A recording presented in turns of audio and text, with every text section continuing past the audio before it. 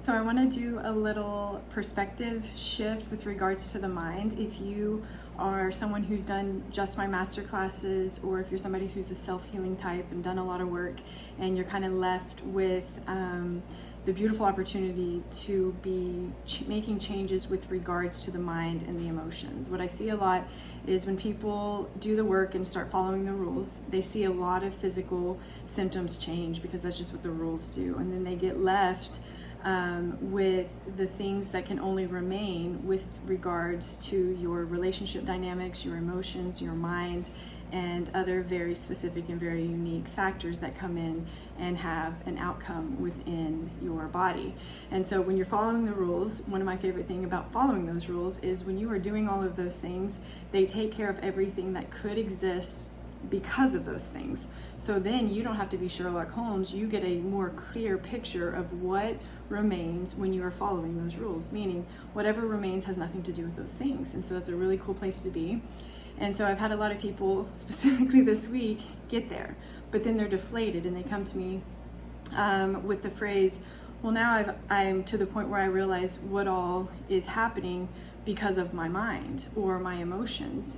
Or they say the phrase, I guess it's just all in my mind now. And when I hear that, I hear something totally different just because of how I view the body. So I do not separate the perfection of the body from the perfection of the mind.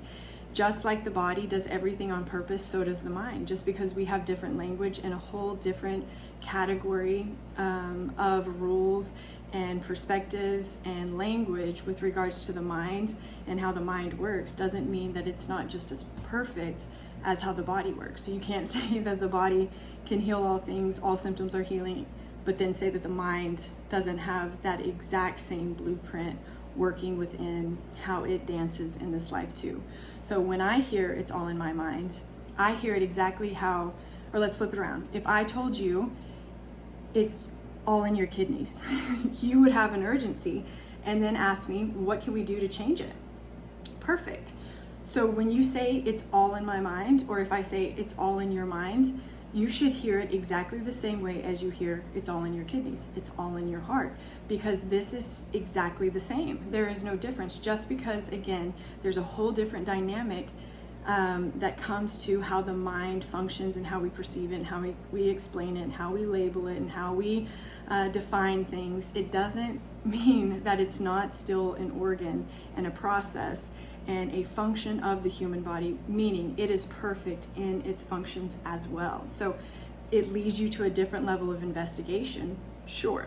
It makes you look at different angles, it makes you consider different things, and then it requires different inputs or actions to facilitate a different level of change. But all in the mind is just as significant as all in the kidneys, all in the heart, all in the muscles, all in the liver.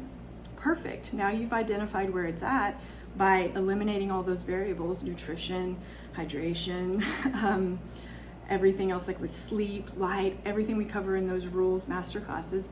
Eliminate those variables, then what you're left with, if it's all in the mind, let's go. That's just another opportunity to level up. And because of the magnificence of that organ, because of all of the different things that happen within that, you get a whole different level of experience, a whole different level of medicine, a whole different level of effort, and it becomes one of the most beautiful pieces of a healing journey, and one that will just continue and it'll evolve, and it really becomes one of the most delicious and beautiful and transformational stages of healing. So if you've done all the work, you're following all the rules, and now you have identified intelligently that whatever has remained is in the mind, that's an amazing thing. Don't look at that as the equivalent to I'm making it up, or it doesn't matter, or it doesn't exist, or it's not as significant or as important as something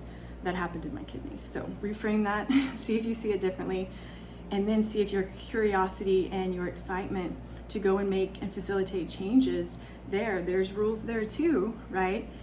But they involve you even more than the other ones do. So it's a brilliant place to be. It's exciting if you're there. So get excited. Don't minimize it. Don't use their language to talk about it. Be in it. Change where you need to change. Evolve where you need to evolve. and fall in love where you need to fall in love. It's a beautiful, beautiful place to be.